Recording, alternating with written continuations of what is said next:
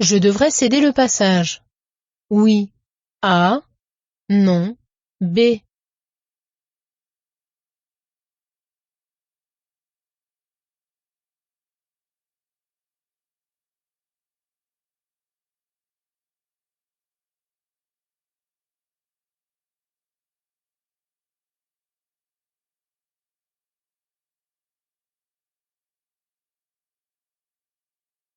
La voiture qui tourne à sa gauche doit me céder le passage.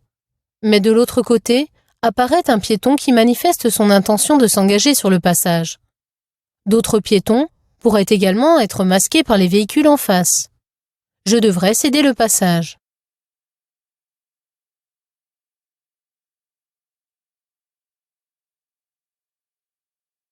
Sous le tunnel, je devrais klaxonner? Oui. A. Non. B. Maintenir une distance de sécurité d'au moins 100 mètres? Oui. C. Non. D.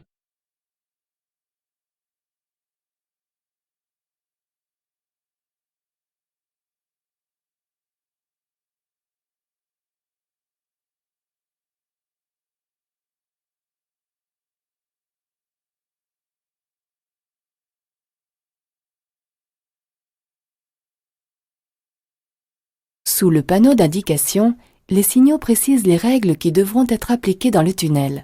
Je devrais donc maintenir, quelle que soit ma vitesse, une distance de sécurité d'au moins 100 mètres derrière le véhicule qui me précède. En outre, il sera interdit de klaxonner.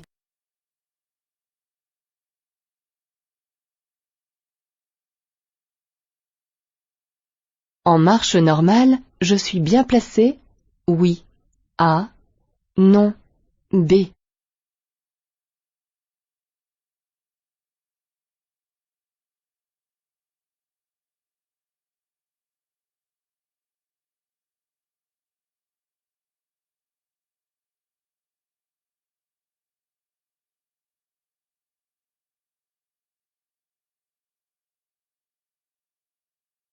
Les flèches vertes sont placées au-dessus des voies qu'elles concernent. Ici, elles indiquent que la voie de droite, comme celle de gauche, sont ouvertes à la circulation. Dans la voie de droite, je suis bien placé en marche normale, celle de gauche étant normalement prévue pour les dépassements.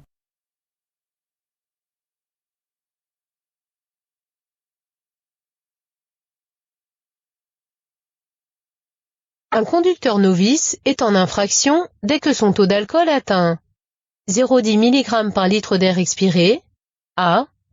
0,20 mg par litre d'air expiré, B. 0,25 mg par litre d'air expiré, C.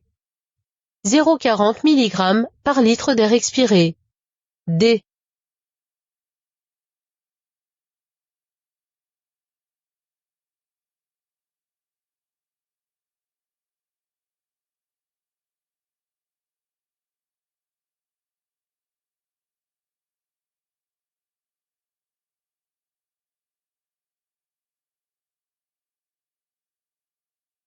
Un conducteur débutant est en infraction dès que son alcoolémie atteint 0,10 mg par litre d'air expiré, ce qui correspond à 0,2 g par litre de sang.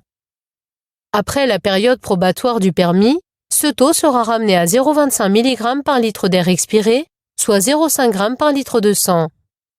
À partir de 0,40 mg par litre d'air expiré, soit 0,8 g par litre de sang, l'infraction devient un délit avec risque d'emprisonnement et aggravation des autres peines.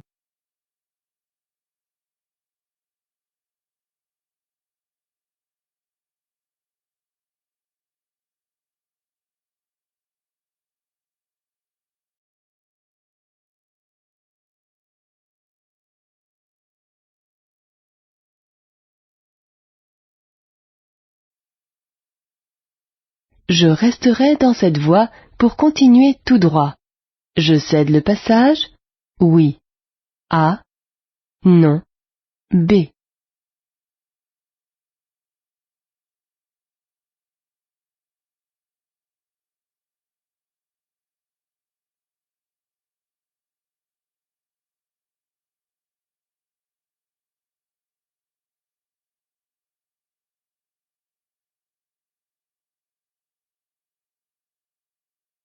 La voiture que j'aperçois dans la partie gauche du rétroviseur tourne à droite. Elle va pour cela franchir la ligne discontinue et se trouver sur la voie que je vais emprunter. Elle circule sur la route principale et ne rencontre aucun panneau. Comme j'aborde à céder le passage, je dois la laisser passer.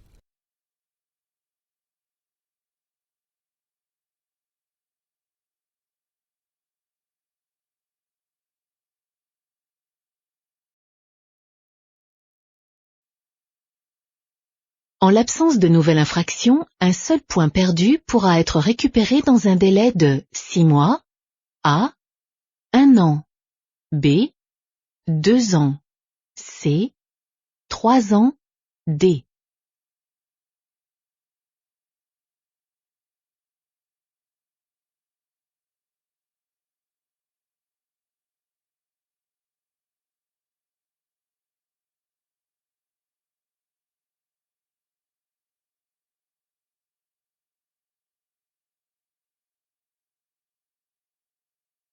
En l'absence de nouvelle infraction, un seul point perdu pourra être récupéré au bout de 6 mois. Cette règle concerne aussi bien les conducteurs expérimentés que ceux en période probatoire.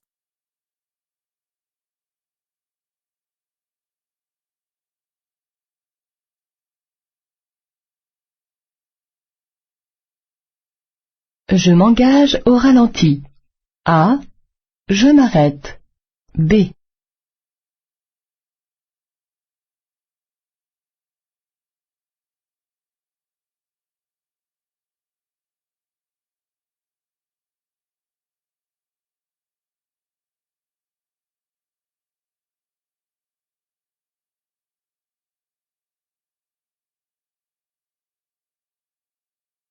Sans me voir, un piéton âgé s'engage franchement pour traverser la chaussée.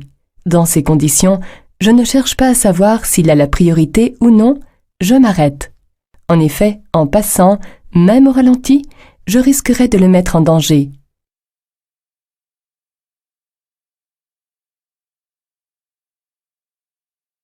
À partir du premier panneau, je pourrais dépasser la voiture bleue par la droite. Oui. A. Non. B.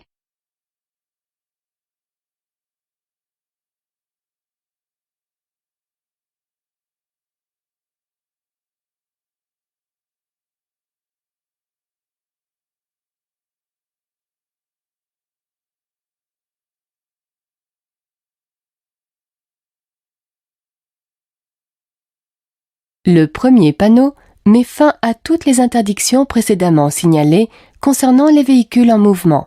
Il peut donc mettre fin à une interdiction de dépasser. Cependant, il ne dispense pas du respect des règles générales de circulation. Le dépassement par la droite étant interdit, je ne dois pas entreprendre cette manœuvre.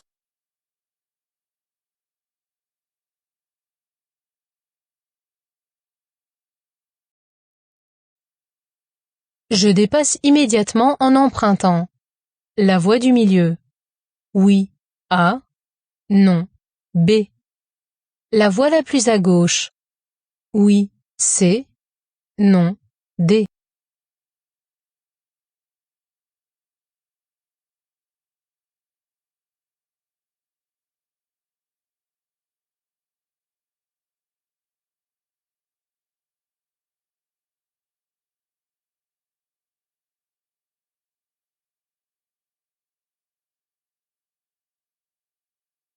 Le panneau d'interdiction de dépasser ne me concerne pas puisqu'il s'adresse aux poids lourds et la ligne est discontinue. Rien ne m'interdirait d'emprunter la voie de gauche pour dépasser les véhicules qui roulent au milieu. Mes deux voitures, dont l'une est très proche, sont visibles dans le rétroviseur et occupent la voie du milieu. Je m'abstiens en attendant que les voies de dépassement soient libres.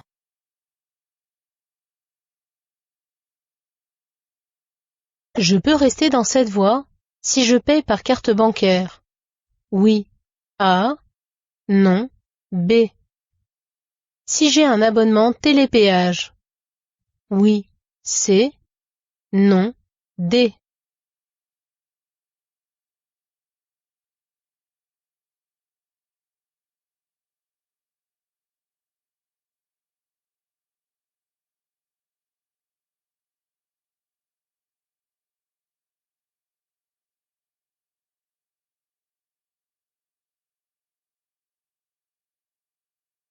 J'aborde un poste de péage. Ce signal indique que je suis dans la bonne voie si je veux payer par carte bancaire. Le T lumineux confirme que je peux également rester dans cette voie si j'ai un abonnement télépéage. Dans ce cas, je pourrais franchir ce poste sans avoir à ouvrir la vitre.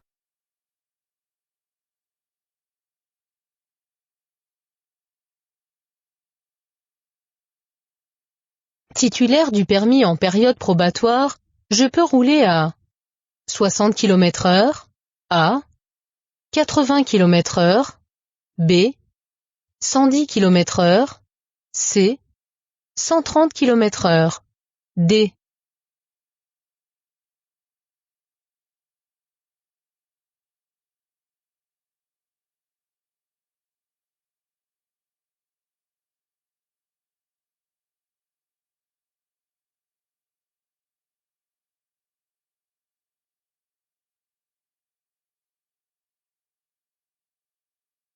La borne m'informe que je circule sur l'autoroute A6.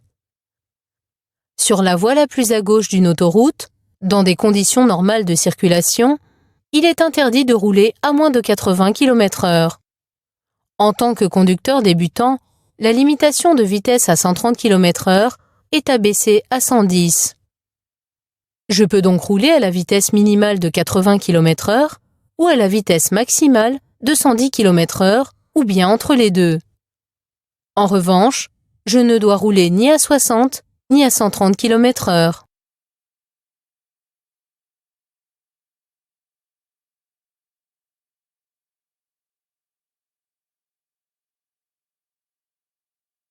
Je dois prévoir un arrêt soudain de la circulation.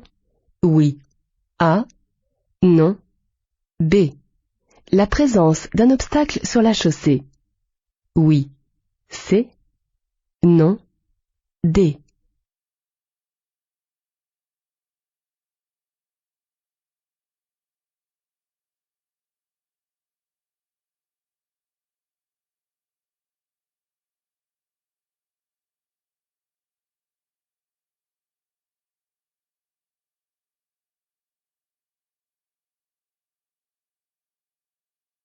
La camionnette arrêtée sur la bande d'arrêt d'urgence annonce un danger dont je ne connais pas la nature. Je dois prévoir un arrêt soudain de la circulation qui est très dense pour le moment, ainsi que la présence possible d'un obstacle sur la chaussée comme un véhicule en panne, un accident ou un chantier mobile. Pour ne pas me laisser surprendre, j'observe les véhicules au loin, je ralentis et j'augmente la distance de sécurité derrière la voiture qui me précède.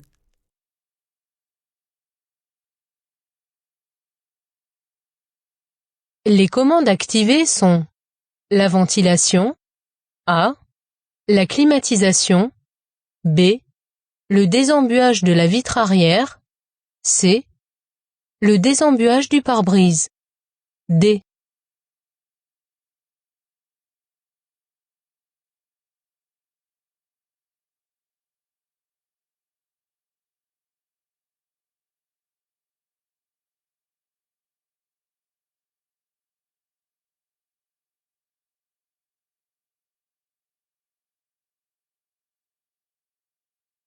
Sur ce véhicule, les points lumineux jaunes indiquent le fonctionnement de la ventilation, du désembuage de la vitre arrière et du pare-brise.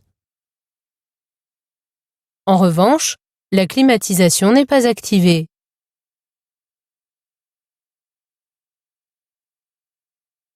À la prochaine intersection, je pourrais tourner à droite? Oui. A. Non. B. Aller tout droit? Oui. C. Non. D.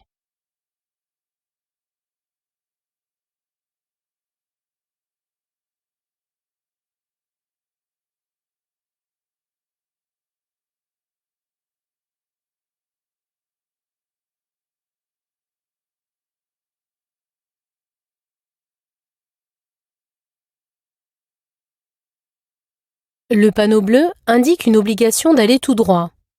Le panonceau précise que cette obligation s'adresse uniquement aux véhicules dont le PTAC dépasse 3,5 tonnes. Il ne me concerne donc pas. À la prochaine intersection, je pourrais aussi bien tourner à droite qu'aller tout droit.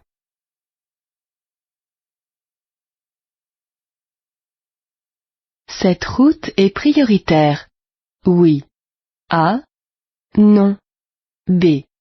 Je peux y rencontrer des intersections? Oui. C. Non. D.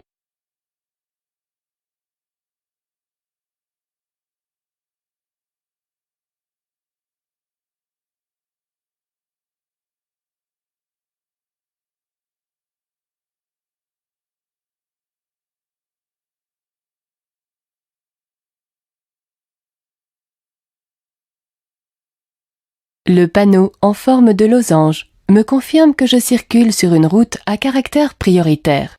Je vais certainement rencontrer des intersections. Mais si je reste sur cette route, je bénéficierai de la priorité à toutes ces intersections. Lorsque la route perdra son caractère prioritaire, j'en serai informé par un panneau en forme de losange barré.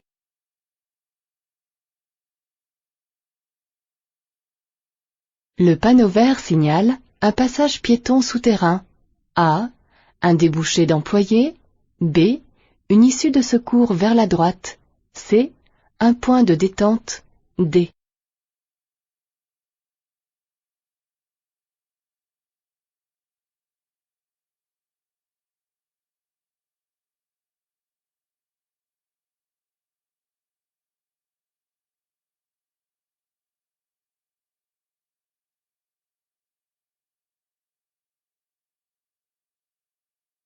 Ce panneau ne signale ni un passage piéton, ni un débouché d'employés. Il n'indique pas non plus de point de détente, mais une issue de secours vers la droite. Cette dernière permet, en cas d'incendie, d'évacuer vers un endroit garantissant une protection efficace contre l'opacité, la toxicité des fumées et la chaleur.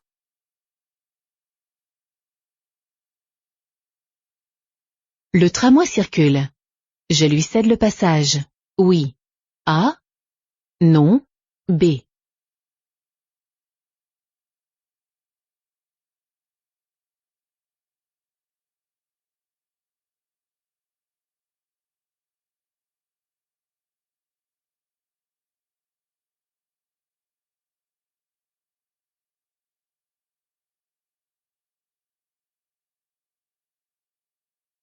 Les tramways sont prioritaires par rapport aux autres usagers, mais ils doivent respecter les signaux de prescription absolue et les feux qui les concernent. Mon feu est vert, mais comme je tourne à gauche, ce tramway rencontre un feu qui l'autorise à passer. Je lui cède donc le passage.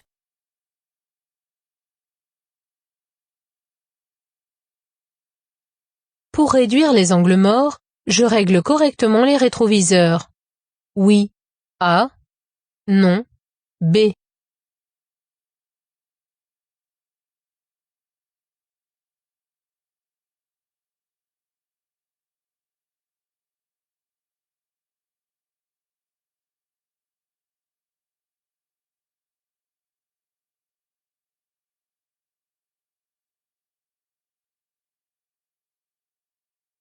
Un bon réglage des rétroviseurs permet de réduire les angles morts.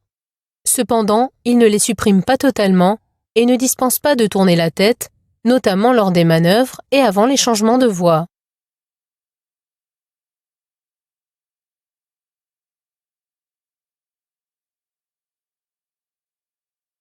Faire le tour de la voiture avant de monter est utile, uniquement si le véhicule est ancien, A, ou même si le véhicule est neuf, B.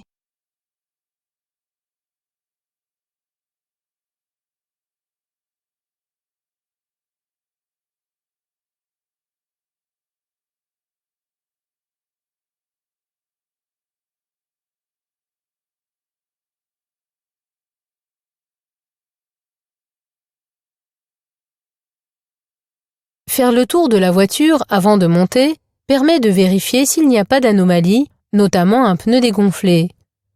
Mais ce tour d'inspection permet aussi de vérifier s'il n'y a pas un élément, un animal ou bien un enfant caché dans un angle mort et donc invisible depuis l'intérieur de la voiture.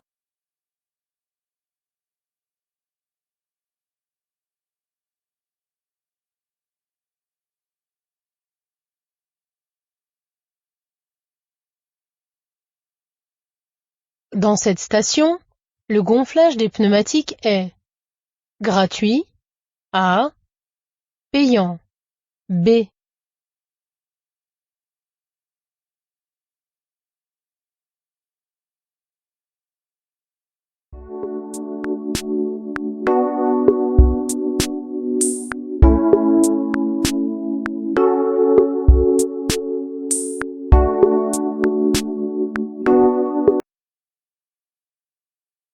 Ce panneau signale une station de gonflage des pneumatiques en dehors d'une station-service.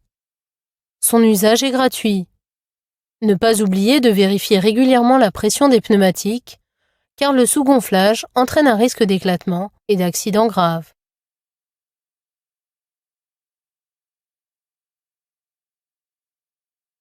J'accélère, oui. A, non. B.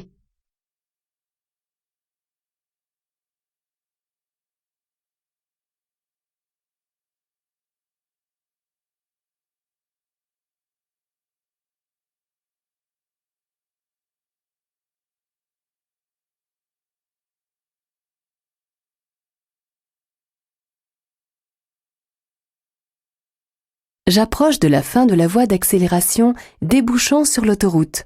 La voiture, visible dans les deux rétroviseurs, est trop proche pour que je puisse accélérer sans risquer de la gêner.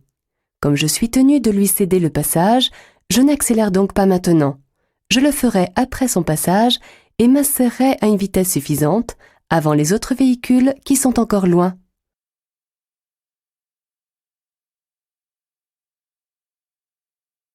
Un accident vient de se produire à la sortie d'un virage.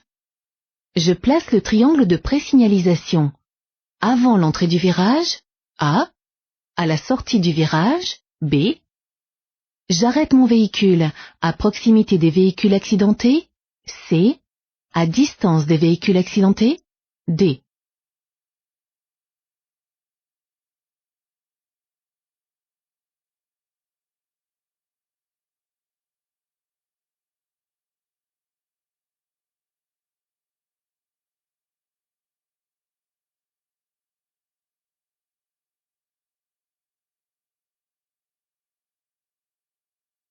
En cas d'accident, pour éviter toute aggravation, il est important d'assurer au plus vite la présignalisation afin que les usagers soient avertis le plus tôt possible du danger. Si cet accident a eu lieu à la sortie d'un virage, je dois, en plus des feux de détresse et du gilet de sécurité, placer le triangle de présignalisation à l'entrée de ce virage. Il doit être posé au sol, à 30 mètres environ avant l'obstacle, afin d'être vu par les usagers circulant sur la même voie. Enfin, je n'arrête pas ma voiture à proximité des véhicules accidentés, mais à une certaine distance afin de ne pas gêner les secours.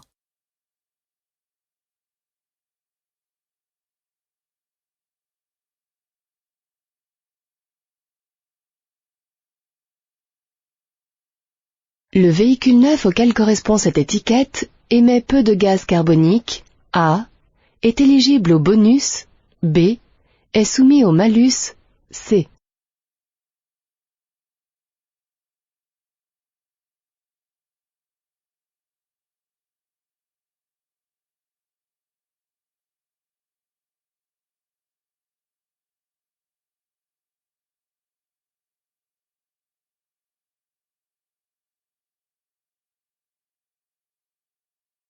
Ce véhicule qui émet 226 grammes de gaz carbonique ou CO2 par kilomètre appartient à la classe F. Il est donc considéré comme polluant. Son acheteur est soumis au malus qui s'ajoute au prix du véhicule neuf. Tous les véhicules appartenant aux classes E, F ou G, indiqués en orange ou rouge, c'est-à-dire tous ceux qui rejettent plus de 160 grammes de gaz carbonique par kilomètre, sont considérés comme polluants et donc soumis à ce malus.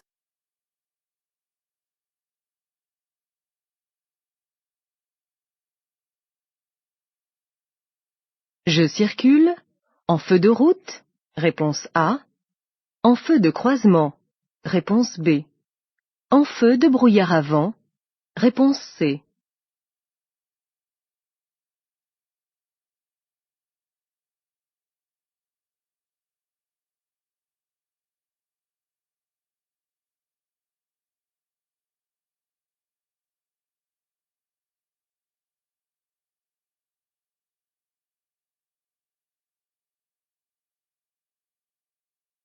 Vous conduisez, de nuit, sur une route non éclairée et un véhicule arrive en sens inverse. Vous devez, par conséquent, circuler en feu de croisement afin de ne pas l'éblouir. Dès que vous aurez croisé ce véhicule, vous passerez de nouveau en feu de route. Les feux de brouillard avant peuvent être utilisés en cas de brouillard, chute de neige, forte pluie et sur les routes étroites et sinueuses en complément des feux de route.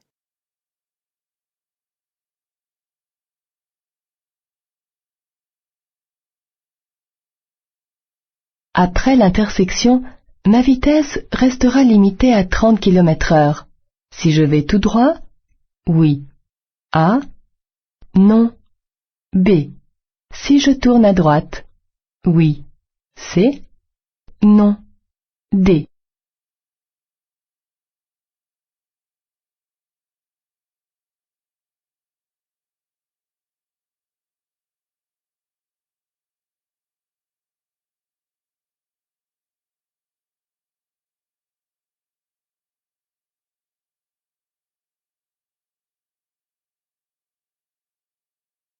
Le signal marque l'entrée d'une zone 30, c'est-à-dire de tout un quartier où la vitesse est limitée à 30 km/h. Je devrais donc respecter cette limitation, que j'aille tout droit ou que je tourne à droite.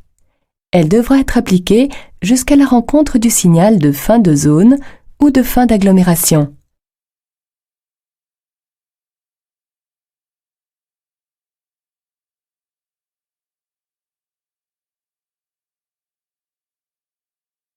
J'habite à 1 kilomètre de mon lieu de travail.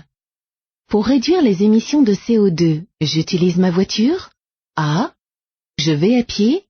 B.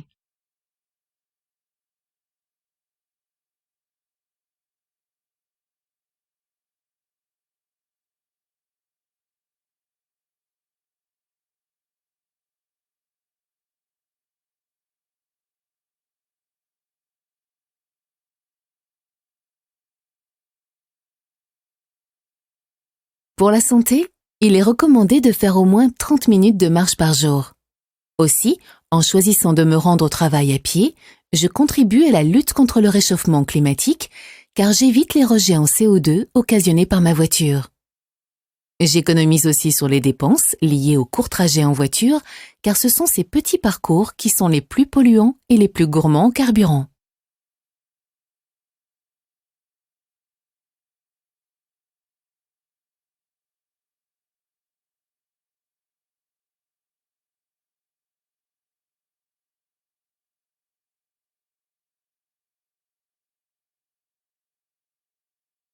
Je klaxonne. A. Je fais un appel lumineux. B. Je roule au pas. C. Je devrais empiéter sur l'accotement de gauche. D.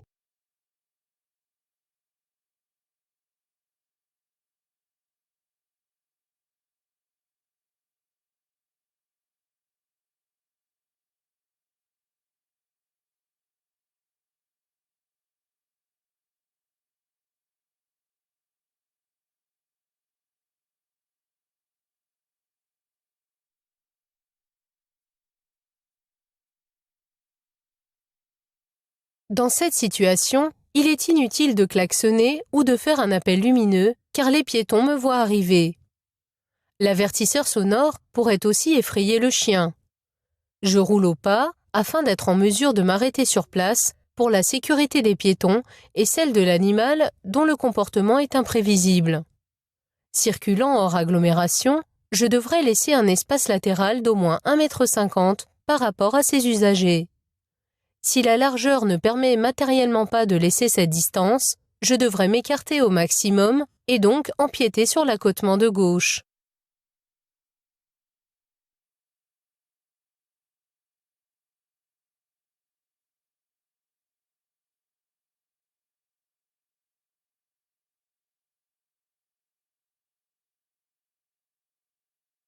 Je passe. A. Je cède le passage. B.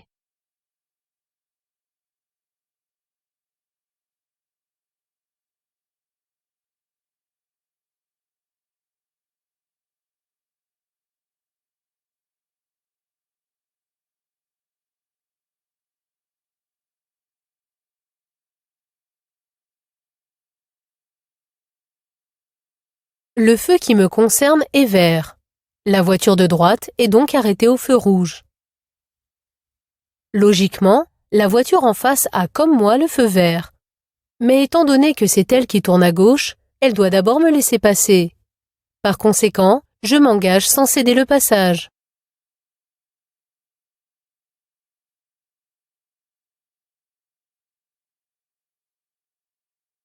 La signalisation indique une issue de secours. Vers la droite? Oui. A. Non. B. Vers la gauche? Oui. C. Non.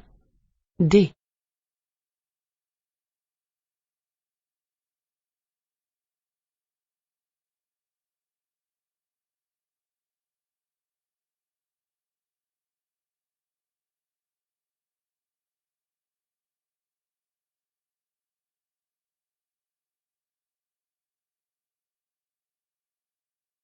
Le panneau vert indique une issue de secours vers la gauche. Si cette issue était du côté droit, la silhouette représentée se dirigerait vers la droite.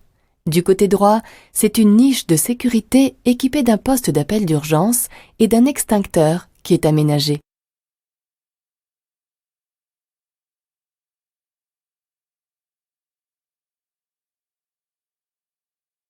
Je marque un temps d'arrêt. Oui. A. Non. B. Je cède le passage. Oui. C. Non. D.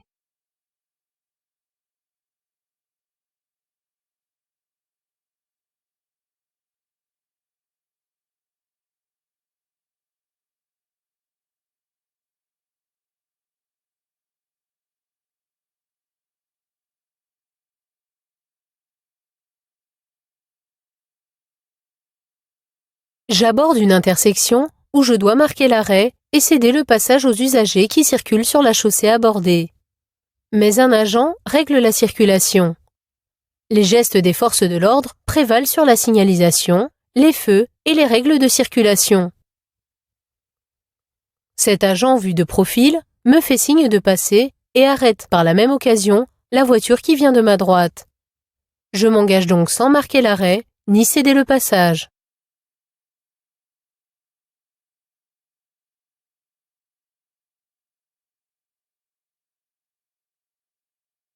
Je suis bien placé pour déposer un passager. Oui. A. Non. B. Pour quitter le véhicule? Oui. C. Non. D.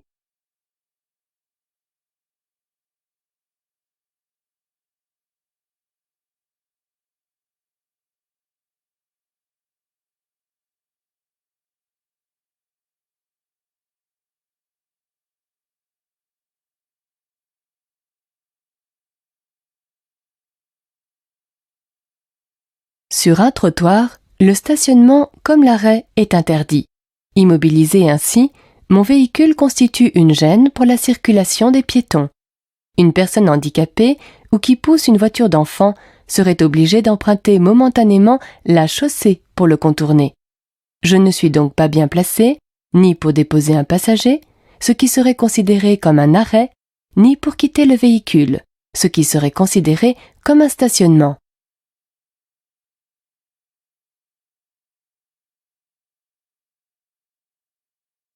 Je passe, réponse A. Je m'arrête, réponse B.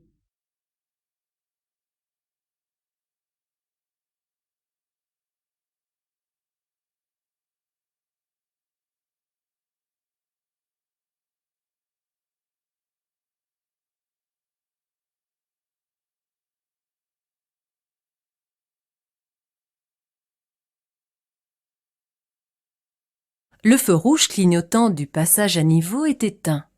Vous pouvez passer. Le drapeau rouge est un repère signalant la limite de la chaussée.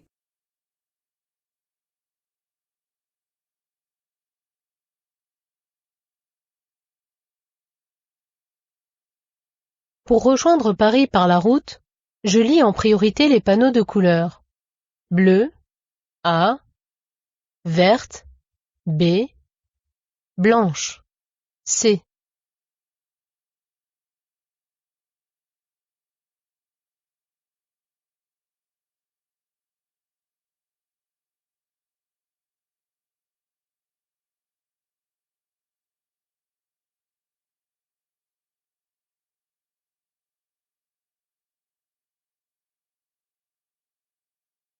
Pour faciliter la recherche d'une destination, les panneaux de direction peuvent être de 3 couleurs distinctes. Le bleu concerne les directions autoroutières. Le vert, les routes importantes qui conduisent à des grandes villes. Le blanc, les agglomérations de moindre importance.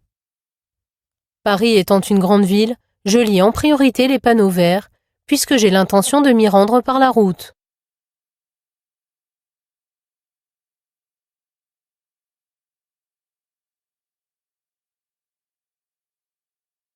En principe, en cas d'accident, l'éjection hors du véhicule diminue le risque de blessure. Oui. A. Non. B. Augmente le risque de blessure. Oui. C. Non. D.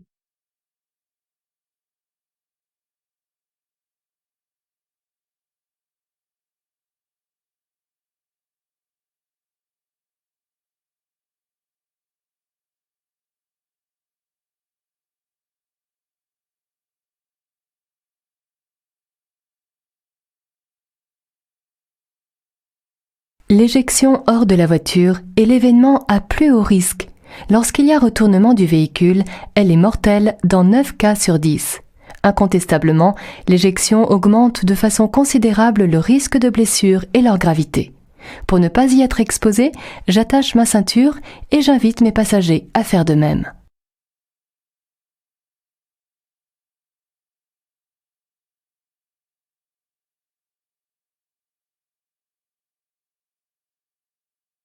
Je m'arrête. A. Je dépasse ce piéton en chevauchant la ligne continue. B. Je dépasse ce piéton sans chevaucher la ligne continue. C.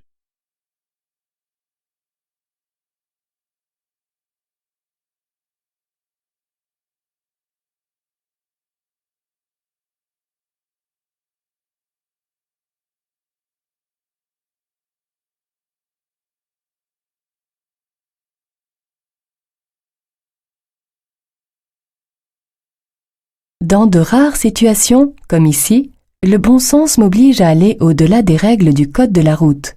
Dans le but d'assurer la sécurité du piéton, je chevaucherai la ligne continue pour le dépasser. En effet, ce dernier étant accompagné de son chien, rien ne garantit qu'il ne fera pas d'écart. M'arrêter ici, à la sortie d'un virage, serait dangereux, car je risquerais de me faire percuter par un conducteur, surpris par ma présence.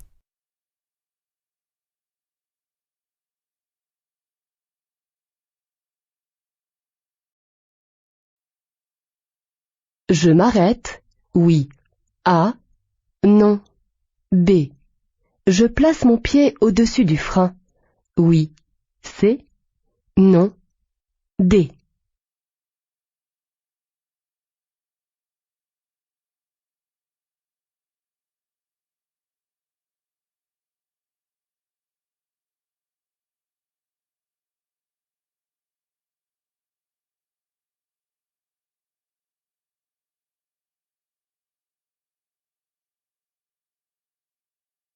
Un enfant court sur le trottoir de droite. Comme il se dirige dans le sens opposé à la chaussée, il ne représente pas lui-même un danger. Mais, comme un enfant joue rarement seul, je prévois la présence d'un camarade qui peut apparaître tardivement, éventuellement caché par le véhicule stationné. Je ne m'arrête pas, mais je me tiens prêt en roulant au pas et en plaçant mon pied au-dessus du frein.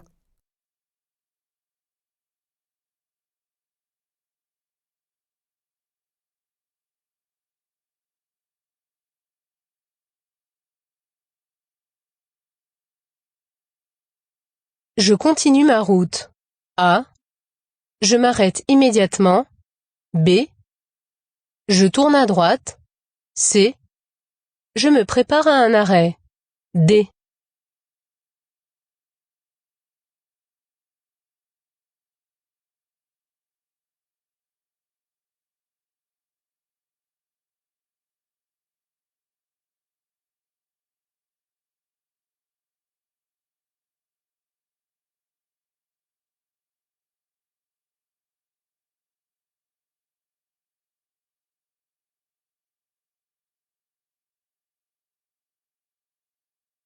Lorsqu'un agent se place sur la chaussée devant moi et qu'il est de face, il me donne un ordre. Ici, son bras est orienté vers la droite. Je ne m'arrête donc pas immédiatement, mais je tourne à droite. Je roule au pas et je me prépare pour un arrêt, car il s'agit vraisemblablement d'un contrôle de la gendarmerie.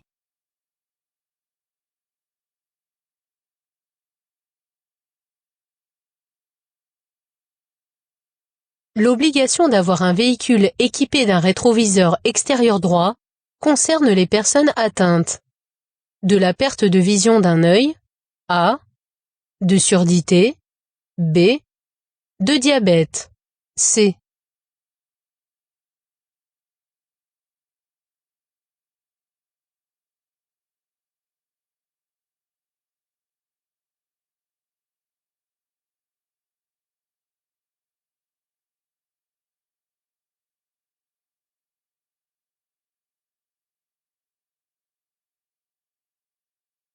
Toutes les voitures neuves sont équipées d'un rétroviseur extérieur droit.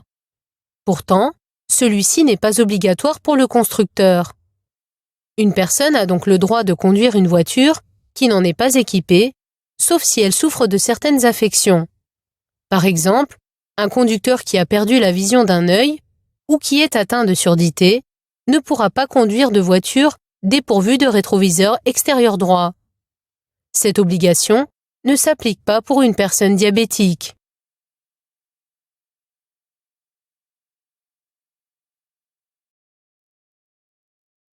Ce voyant vient de s'allumer. Je peux m'arrêter sur l'accotement de droite. Oui. A. Non. B.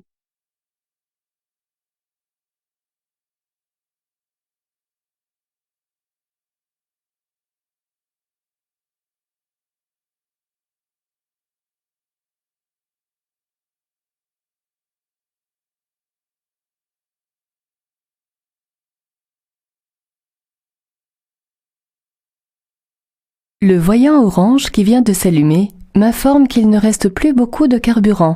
Comme dans cette situation, je peux encore parcourir quelques dizaines de kilomètres, je n'ai aucune raison de m'arrêter sur l'accotement de droite, qui est une bande d'arrêt d'urgence. Je ne dois l'utiliser qu'en cas de nécessité absolue, panne, accident, crevaison, malaise.